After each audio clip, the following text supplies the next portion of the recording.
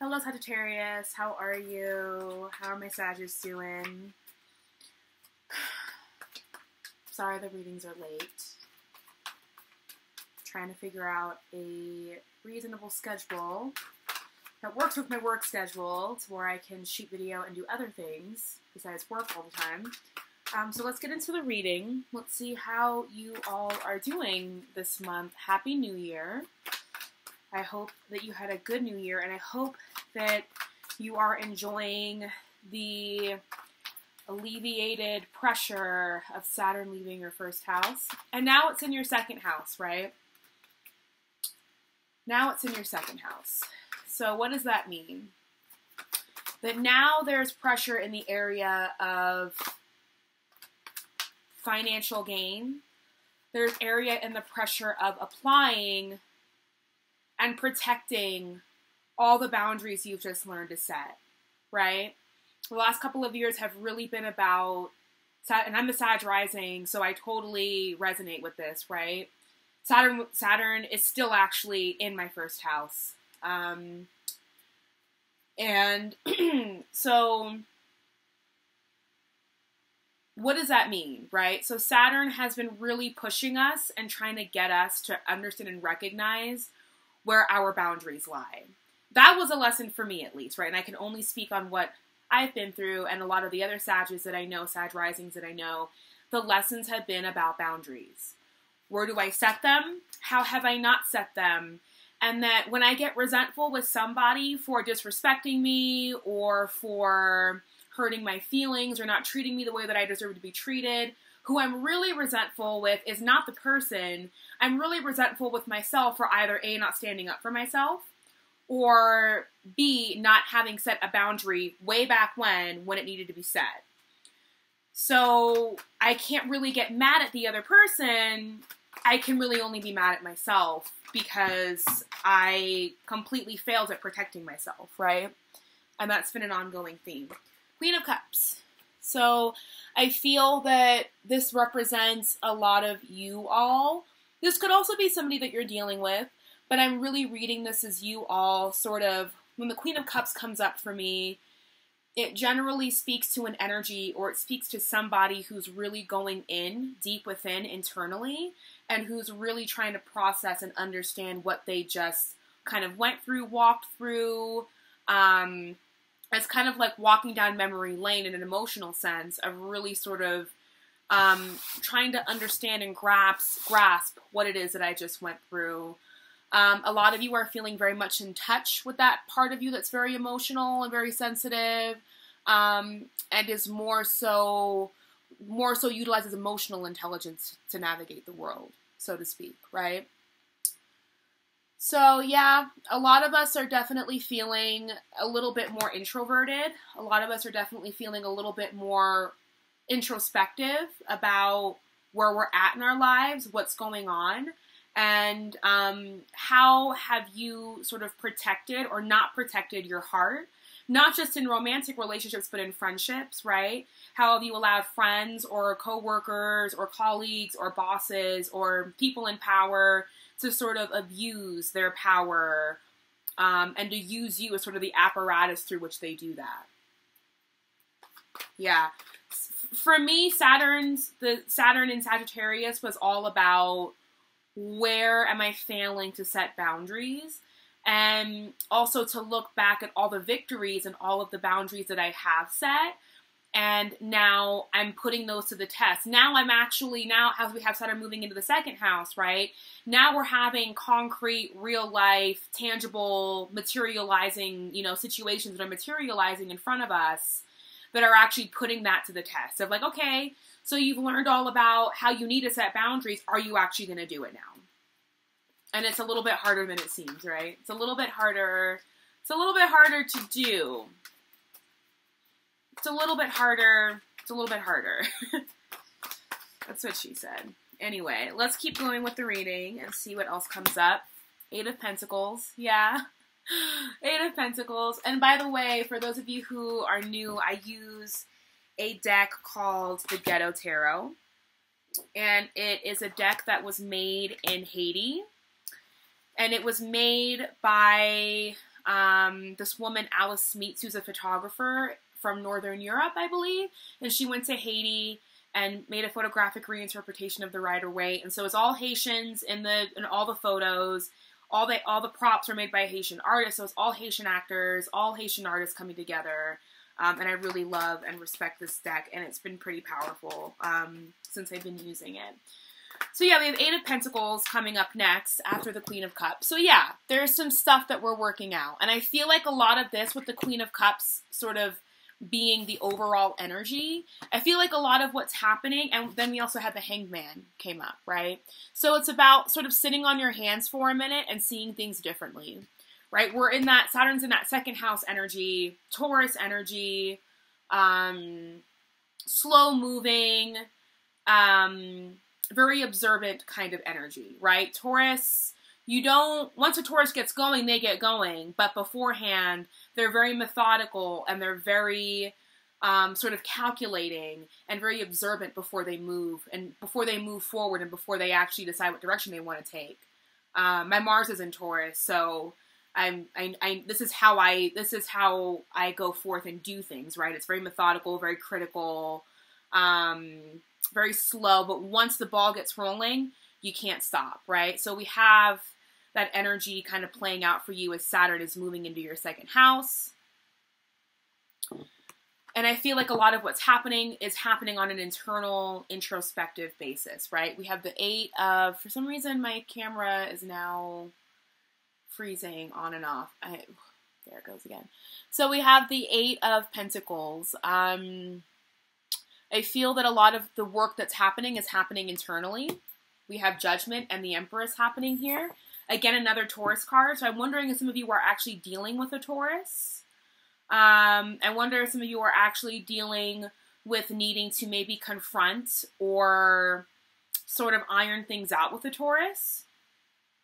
Right? There are some issues that you might have with a Taurus.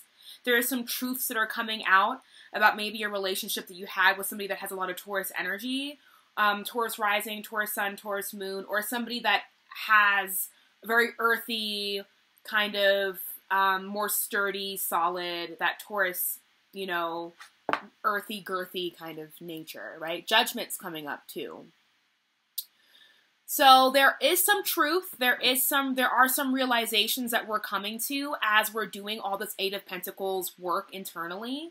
And I feel that, again, this definitely could be a Taurus, because the Empress card for me is a Taurus, right? We have Venus here. Venus is the ruler of Taurus. Taurus finds its plot of land and just kind of lays out. For some reason, I'm really feeling like Taurus energy is very important to a lot of you right now. Either that you have Taurus energy sort of navigating around you, and, you know, especially for those of you who are Sag risings, right, there's Taurus energy around you that has a capacity to be really helpful, but that also the Emperor speaks of second house issues, self-worth, how you manifest, what you can bring and create into your existence without really having to do anything, right? The Empress kind of sits there, or doesn't sit there, but she does very minimal effort to receive the things that she wants, right? She's a master creator. She's a master manifester. The Magician has to do spells and pick up his wand. The Empress doesn't really have to do anything, right? Even the Emperor has to exert a lot of energy, being the Aries card. But the Empress is just kind of like, I want this. I want a new house. Here it is. Because she understands the game of catch and release. She understands the game of I want something, I bring it in, and then I release it back into the universe. The Empress for me represents that ability to really be at peace and have serenity with all the things that we want to manifest and allowing them to come in, right? It's feminine energy, right? They say it's a bit more passive energy, but I think it's just energy that's more peaceful, more calm, and is more open to allowing whatever the universe has to bring her. Whereas masculine energy is a little bit more action-oriented and needs to be driven and needs to go out and get what it wants to get, right? So I feel that this also speaks of self-worth. So I feel like a lot of you are coming to terms with some issues around self-worth. some issues working out, right? Some truths about how you have kind of allowed people to either step on or not respect your self-worth. And maybe there are situations that are coming up for a lot of you where you are being forced to sort of stand up for your self-worth and tell people, I deserve better. This is beneath my pay grade. Like, I'm not doing this, right? That a lot of you have been able to like kind of do that and have those experiences. And then it's been very freeing, right? And that at the other end of it, at the other end of standing up for ourselves and at the other end of setting boundaries, there is a fear that if I set this boundary, right, if I stand up to this person, if I say no, then this person, this lover, this relationship is going to abandon me. It's not going to be present with me. It's going to leave, right? And that's the lie. The lie is that you actually abandon yourself every single time you fail to see the truth of a situation and to open up your mouth about it and to speak, right? Page of brooms here. They're called brooms in this deck. That every time you fail, right, to communicate truthfully and bluntly and honestly, right, which is something that we have an easy time doing. Like, being a Sag rising, I'm not known for being soft-spoken. At my place of work, in my circle of friends, right, I am quiet, I can be quiet, but usually people are like, what's wrong? Someone's really quiet. So we can be very outspoken, but there's also a piece of us that, you know, has a hard time because Jupiter is not very good at setting boundaries, right? Jupiter is all about expansion. Jupiter is all about letting all the things in. Jupiter is about endless possibilities and limitations, and Saturn is about setting boundaries. Saturn is about limitations. And sometimes we can feel limitless, right, as Sages and Sag risings and people with Sag moon even, right? We can feel limitless and boundaryless, right? And we want to carry that, but we can't. It's not realistic. It's not realistic on a long-term basis. And Saturn is all about long-term results on a long-term basis. So let's see what else is coming up for you all for this month. Definitely some reorganizing and reordering. Some realizations. Yeah, that's what I thought. That's what I thought. Okay. Bottom of the deck is Two of Swords. So there still is a piece of, there still is this need for more clarity, right? Is what I'm getting. There still is this need to want to see things a little bit clearly. There still is a space of not seeing things completely, absolutely clearly. Let's look at the cards. Let's look at the cards. Okay. So judgment, right? So as I was talking about, there's judgment, and it's judgment regarding a past relationship, right? Or a past situation that felt very sweet, that definitely, you know, it was a good situation. I'm not seeing bad cards surrounding it, right? But that I'm really feeling as though there is something that needs to be communicated. There is something that definitely needs to be communicated with the Page of Brooms and the Knight of Swords, Knight of Machetes. They're called machetes in this deck. Right? There's something that needs to be communicated regarding this past relationship. Or quite possibly, you know, you are about to enter into a situation where you may have to really speak your worth about this to this person, right? To this situation. Be mindful not to be too harsh, right? Unless you absolutely feel that it's necessary. Sometimes it's necessary to be very harsh with people.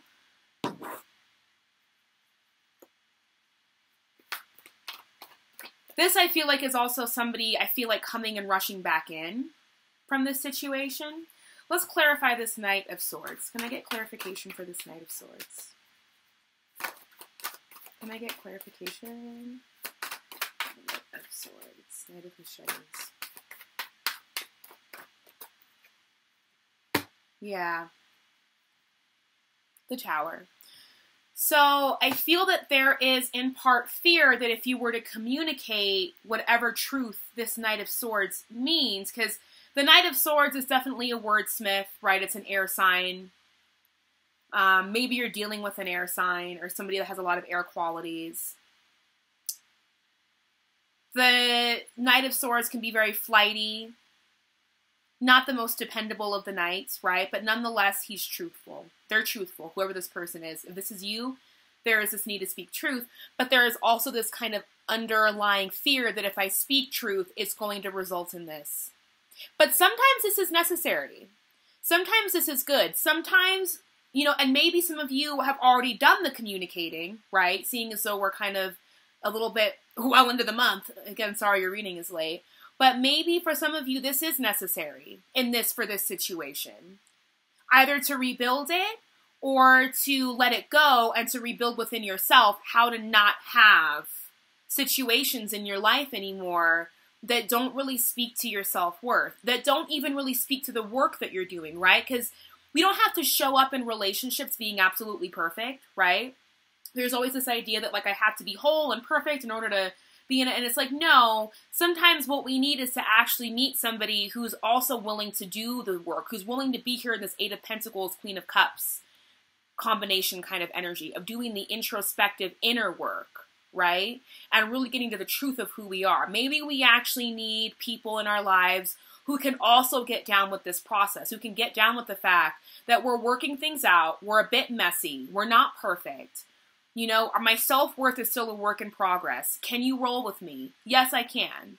Because I'm in the same boat as you and I can respect the work that you're doing, right?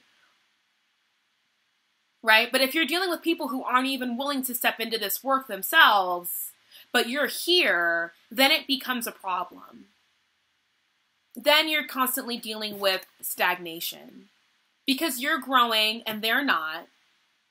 And then 9 times out of 10, you're going to stop your growth process to kind of appease them. Right? But I feel like this is good. This is good, right? This is good. Like, I feel like some truths are being spoken of, and it's kind of creating this feeling that things are falling apart between you and this person or between you and this situation, but they're really not, right? I feel like it's just because we can't see what's on the other side of this tower, we don't know.